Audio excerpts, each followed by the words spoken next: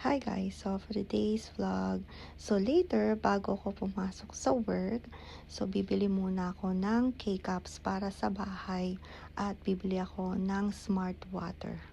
Dahil nga nakalimutan ko magdala ng water para dadalhin ko sa work. Pero sa ngayon, kakain muna tayo ng tornado. Pero itong tornado guys, ibang klase. Mas gusto ko yung isa, yung spicy na hindi spicy. Pero kasi itong nabili ni G-Style, medyo matamis-tamis siya. Pero masarap guys. Nagustuhan ko din naman, pero mas gusto ko yung isa. So comment down below kung nakakain na kayo na tornado at alin yung nakain nyo. Antayin ko guys. So guys, bumili lang tayo ng water at saka ng K-Cups, pero hindi ko na video kasi guys, ang daming tao, tsaka ang lamig sobra. Pakita ko sa inyo yung binili ko ha. So may natira pa tayong tornado, so hindi, babaunin ko na lang yan.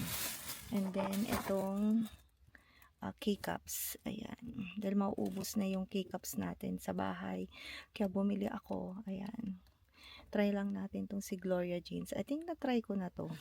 Ayan, si Gloria Jeans. Ayan, yun pala. Baligtad pala. Ayan, hazelnut.